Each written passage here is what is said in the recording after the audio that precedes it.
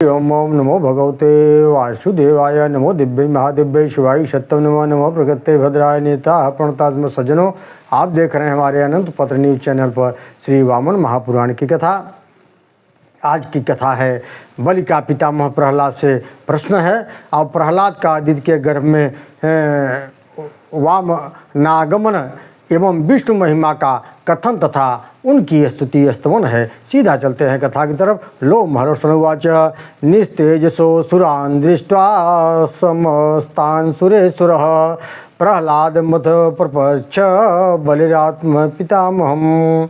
लोमहर्षण बोले, दैत्यों के तेज को समाप्त हो जाने पर असुर राज बलि ने असुरों को श्रीहीन देखकर पितामह ब्रह्मा जी से पूछा। बलि ने कहा, हे तात, दैत्य लोग कांतिहीन हो गए हैं। क्या दैत्यों का कोई अशुभ होने वाला है? तब प्रहलाद ने कहा, दानवाधिप, समय पहाड़ डगमगा रहे हैं, पृथ्वी धरती छोड़ रही है, समुद्र में लहरें उठ रही हैं, दैत्य तेज से रहित हो गए हैं। अब पहले के समान ग्रहों की चाल नहीं चल दिखती है। इन कारणों लक्षणों के अनुमान होता है कि देवताओं का अभ्युदय होने वाला है। सूर्योदय यथा पूर्वम तथा गच्छन्त न ग्रहा देवानां च परां लक्ष्मी कारणे नानुमीयते। लोमहर्षण बोले, लोमहर्षण ने कहा, भक्त प्रहलाद ने दैत्यराज बलि से कहकर मन से श्रीहरि का ध्यान किया। प्रहलाद ने अपने मन को भगवान के ध्यान के पथ में लगाकर चिंतन किया।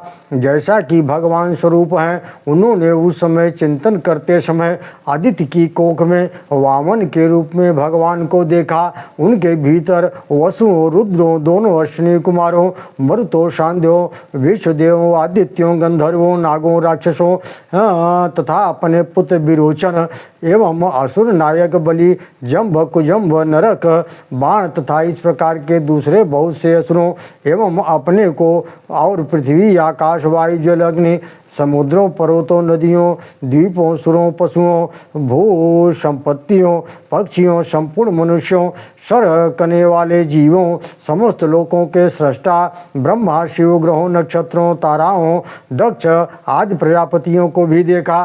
प्रहलाद ने देखकर आश्चर्य में पड़ गए, किंतु क्षण मात्र में ही पुनः पूर्ववत प्रकृतिस्थ हो गए और विरोचन पुत्र दैत्यों के राजा बलि से बोले, दैत्यों तस्मा ज्ञातम मया सर्वं तत्सर्वं भवितामिय तेजसो हानिरुत्पन्ना शृण्वन्तु तदशेषतः। दैत्यों, मैंने तुम लोगों की कांतिहीनता के वास्तविक कारण का अच्छी तरह से पता लगा लिया है। अब उसे तुम लोग भली भांति सुनो। ओम नमो भगवते वासुदेवाय। कई मिनट रहा। देवों के देव, जगद्योनि, विश्व को उत्पन्न करने वाले, किंतु स्वयं अयोनि, विश्व के प्रारंभ में विद्यमान, अनादि, विश्व के आदि वर देने वाले वर्णी श्रीहरि में सर्वश्रेष्ठों में परस्पर परम श्रेष्ठ स्वामी, विश्व के स्वामी, धर्म हेतु की स्थापना करने के लिए आदित्य के गर्भ में आ गए हैं। अनंत भगवान तीनों लोकों को सनात करने के लिए आदित्य के पुत्र के रूप में अंशावतार रूप में अवतीर्ण हुए हैं। प्रभुणाम परमा पराणा मनादि मध्यो भगवान अनंतः त्रैलोक्य में शेन सनातमेक कर्तुम महात्मा दिदितो वितीर्ण न यस्य रुद्रा न च पद्मयोनि नेन्द्रो न सूर्यो धूमरीचिमिषा जानन्ति दैत्याधिपेयस्वरूपं स वासुदेव कलयावतीर्ण। दैत्यपते, जिन वासुदेव भगवान के वास्तविक स्वरूप को रुद्र, ब्रह्मा, इंद्र, सूर्य, चंद्र, मरीच आदि श्रेष्ठ पुरुष नहीं जानते, वे ही वासुदेव भगवान अपनी माता की कोख से एक कला से अवतीर्ण हुए हैं, जिन्होंने अंसावतीर्ण चैन गर्भे हृतानि तेजांसि वासुराणां नमामि तं देवमनन्तमीश मेष संसारतरयो कुठारं देवो जगद्यो निरयं महात्मा सखोडशासेन सुरेन्द्रा सुरेन्द्रमातु जठरं प्रिय प्रविष्टो हृतानि वस्तेन बलं व्यभूषी। जिन्होंने अपने अंश आदित्य के गर्भ में आकर महासुरों के तेज का अपहरण कर लिया, उन समस्त संसार रूपी वृक्ष के लिए कुठार रूप धारण करने वाले अनंत देवाधीश्वर को मैं प्रणाम करता हूँ। हे महासुरों, जगत की उत्पत्ति स्थान वे ही महात्मा देव अपने 16वें अंश की कला से इंद्र की माता के गर्भ में प्रविष्ट हुए हैं और उन्होंने ही तुम लोगों के शारीरिक बल को अपहृत कर लिया है। बलि ने कहा, बलिरुवाच तात कयम निर्नाम यतो नो भयमागतम सन्ति मे शतशोदत्या वासुदेव बलाधिकम विप्रचित्तः शिवीशंकुर शंखकुस्तथैव च हतशिराश्वशिरा भंगकारो महानु।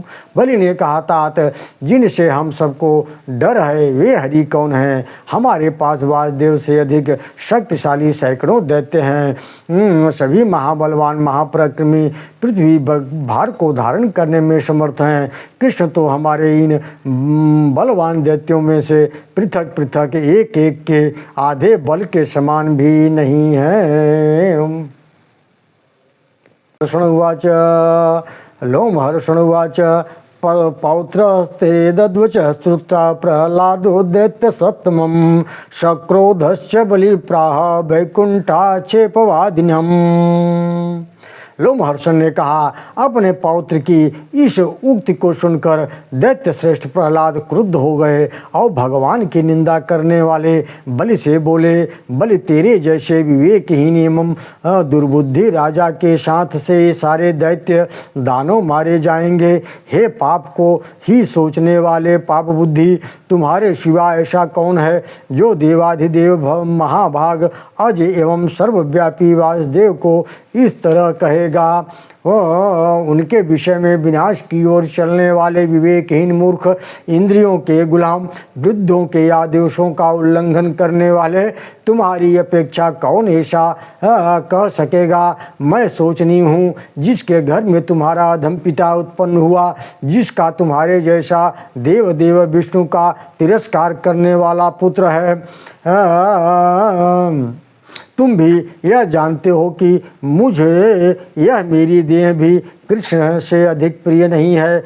फिर यह समझते हुए भी कि भगवान कृष्ण मुझे प्राणों से भी अधिक प्रिय हैं, फिर भी तुम मेरी मर्यादा पर ध्यान न देकर उसे ठेस पहुंचाते हुए उसकी निंदा कर रहे हो। जना जानन्नपि प्रियतरम प्राणेभ्योपि हरि मम निंदा करोषि तस्य त्वं कुर्वन् गरावमं विरोचनस्तव गुरुस्तस्याप्यहं बले ममापि सर्वजगतं गुरुनारायणो हरि।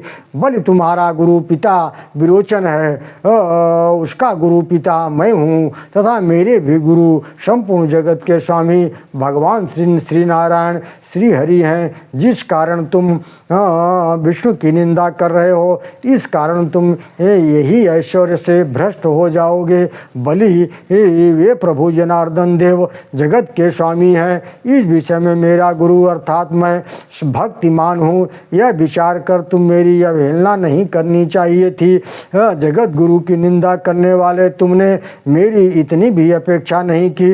इस कारण मैं तुम्हें श्राप देता हूँ कि तुम्हारे द्वारा अच्युत के प्रति अपमान जनित ये वचन मेरे लिए सिर कट जाने से भी कष्टदायी है। यथा में शिरश्छेदादिदम गुरुतरम बले। यथा न कृष्णाद परा परित्राणम भवार्णवे यथा चिरेण पश्येन भवतम राज्य विच्युतम।